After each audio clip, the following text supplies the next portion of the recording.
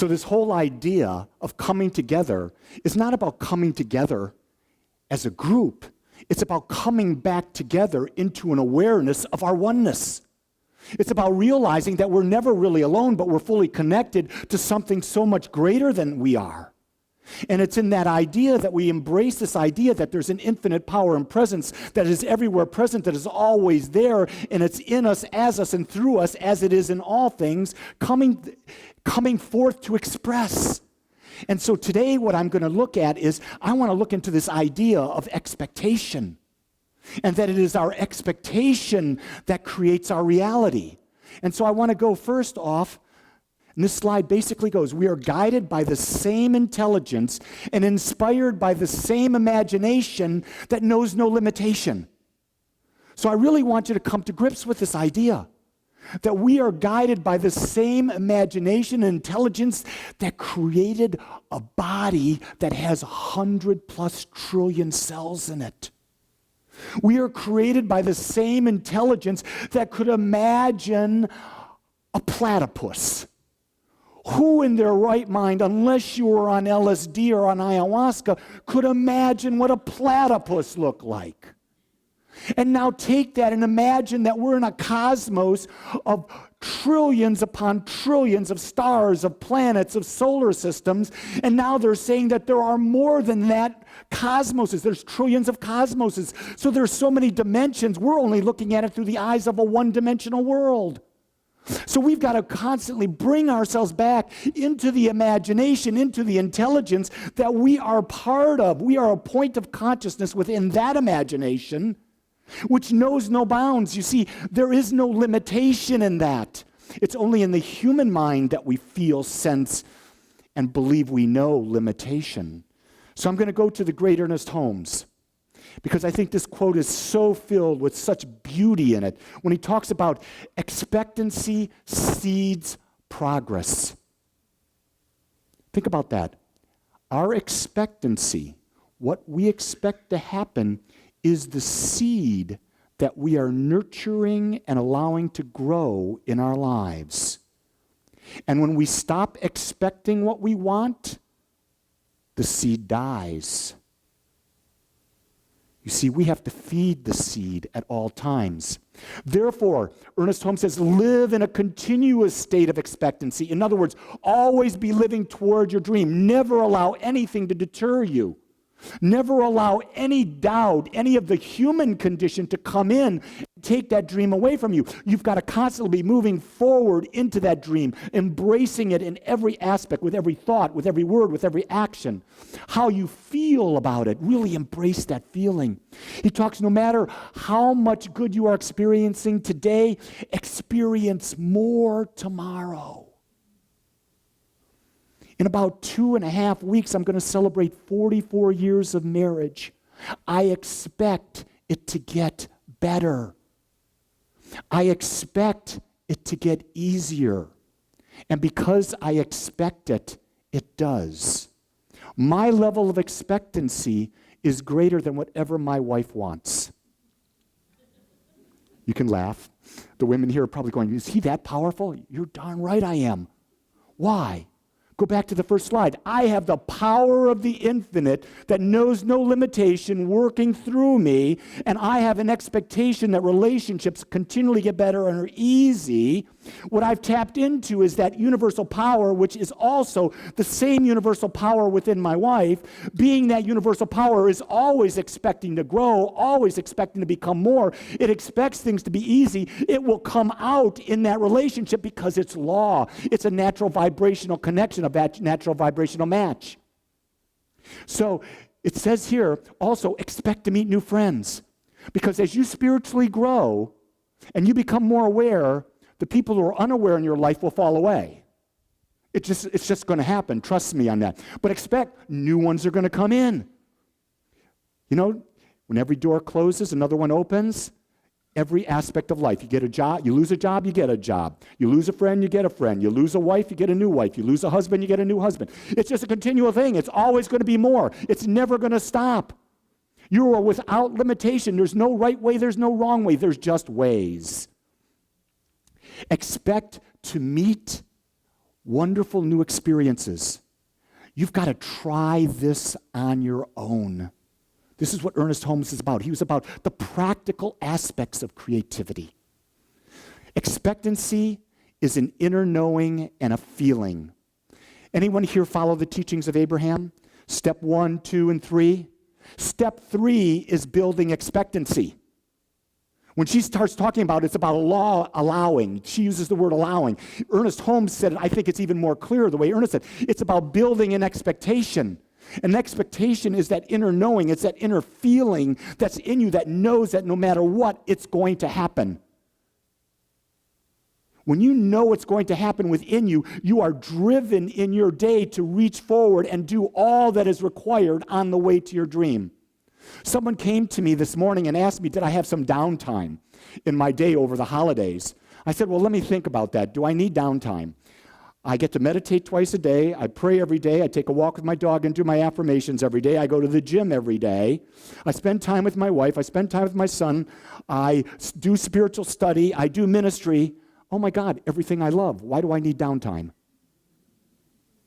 See, when you consciously are creating your life and you're tapped into the infinite mind, there's no reason for this downtime. That downtime thing is, they gave you the weekend off because when they gave you the weekend off, Henry Ford built that, if you don't remember. He created this whole idea of the weekend because if you're working in an assembly line, putting parts on a car 7 days a week, 8 to 12 hours a day, you need downtime because you're not doing what your heart desires to do. So you've got to chill and take a pill.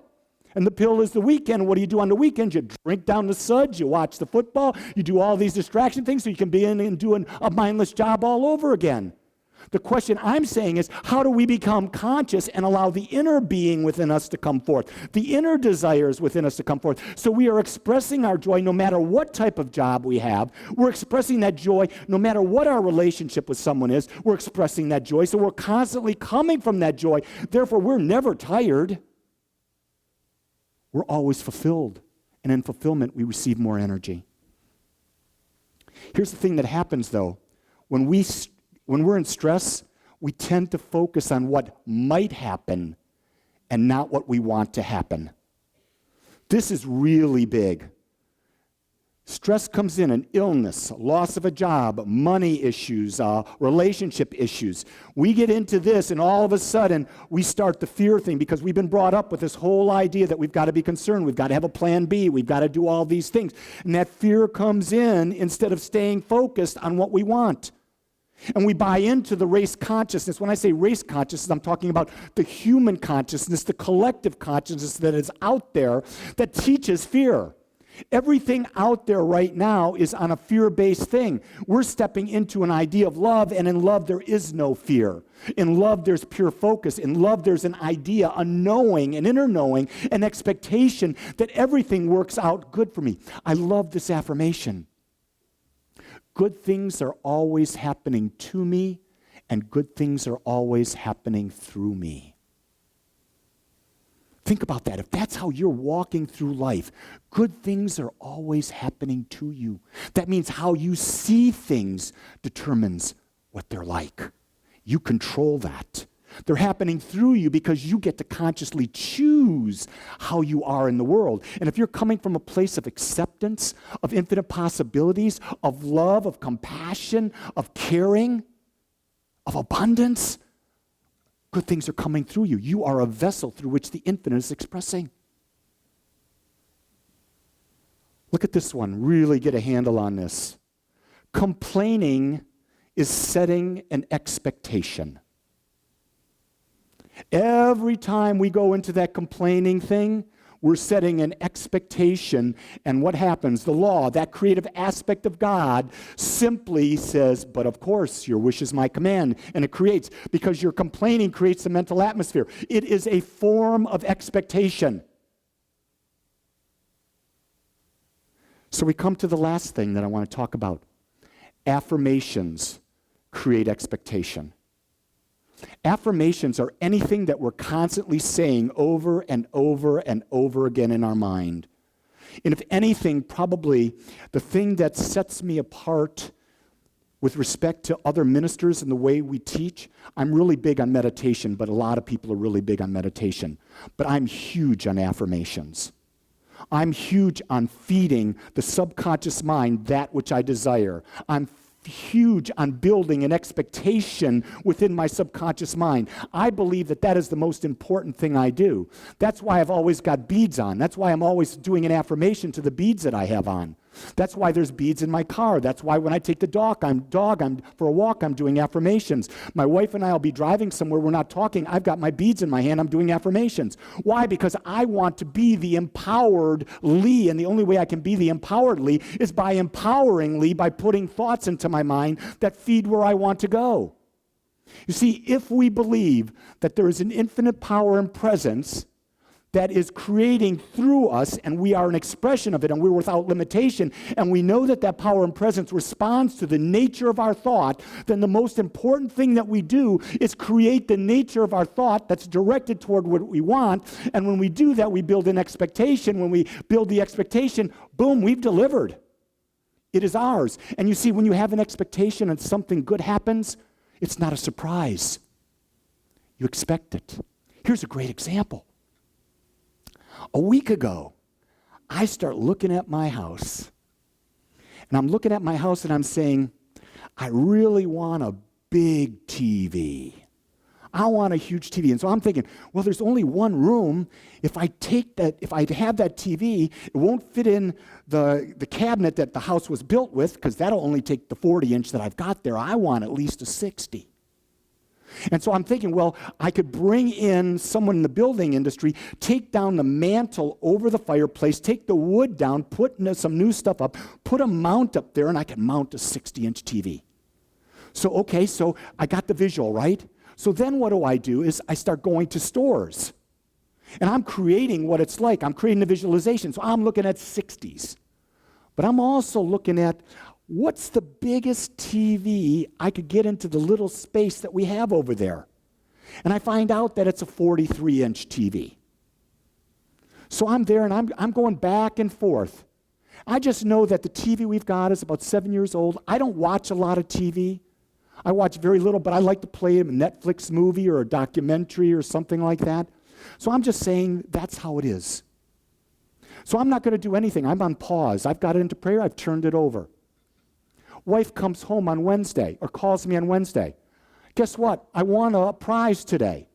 What'd you win? I won a 43-inch TV. She didn't know I was looking at 43-inch TVs. So Friday, the TV comes. So now we've got to mount it, got to build a whole new platform. So yesterday I built this platform. My son Steve and I, we put it together. It's in. It's perfect. The power of expectation. I expected a new TV. I just wasn't really sure on which one. So the law basically said, which is he leaning for the most? I was leaning more toward the 43 because I didn't want to take over this magnificent picture that's above my fireplace. I didn't want to take that down. That picture is such an inspiration to me that I didn't want to take it down. So the law knew what I wanted, and it gave it to me. That's the power of expectation. When she told me she wanted TV, I just looked, isn't that nice? It's not a surprise. So I'm going to ask you, what is it that you want in your life? What is that one thing right now that you want most in your life? And I'm going to ask you to not tell anyone else what it is. I'm going to ask you to start changing your thoughts in your mind and focus on you having it. Seeing it as already been done now. All your words, all your thoughts, all your actions are focused on that and that alone. If you do that, you will come here on Christmas Eve and you will walk up and say, I want to get up on the platform and share what I created. I promise this stuff works, and the power to make it work is in you. Because remember, there's an infinite power, an infinite mind. You are an expression of that power, and the creative power within it is within you. I invite you to consciously choose that power and use that power now. I want to thank you for joining us today. I'm so grateful that you took your time to watch or listen to this message. If you found this message beneficial, I would ask that you go to our website, agapecsl.com. Once there, Click on the donate button and experience the joy of conscious and purposeful giving. Or if you would like, text your gift by simply dialing 972-532-6976. It is through your gifts that we are able to bring this message to you in the world. I would ask that if you like this message, to please subscribe to my YouTube channel under my name, Lee Wolak. Again, I want to thank you for joining me in the Agape community as we learn how to better self-love through conscious living.